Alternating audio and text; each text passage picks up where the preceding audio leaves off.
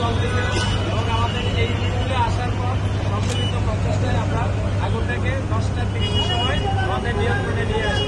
আপনারা দেখতে পাচ্ছেন এখনো আমাদের লোকজন আছে ভিতরে, আমাদের লোকরা কাজ করছে। তো সম্পূর্ণ নিয়ন্ত্রণ দিতে হয়তো আর অল্প কিছু সময় লাগবে, এরপর আমরা সম্পূর্ণ নির্বাপন দিয়ে দেবো।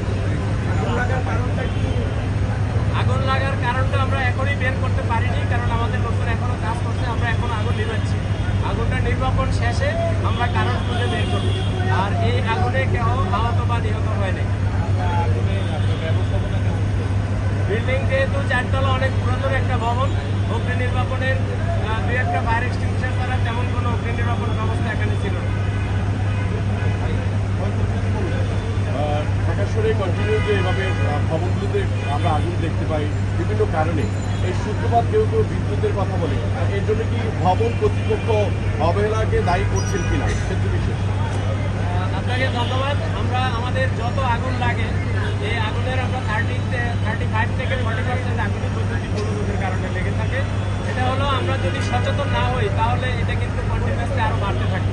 আমাদের ভবনগুলোতে বিদ্যুতের লাইন নতুন অবস্থায় যখনই এই কেবল টানা হয়, এরপরে কিন্তু আমরা কোনো দুর্ঘটনা না ঘটা পর্যন্ত ওই কেবল চেঞ্জ করি না।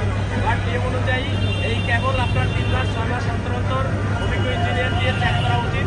সকল ভবন, হাইরাইজ ভবন হোক ছোট ভবন হোক, যদি কোনো ত্রুটি বিচ্যুতি থাকে তখন এটা মেরামত করা লাগে। বাট আমরা এই কাজটা করি না।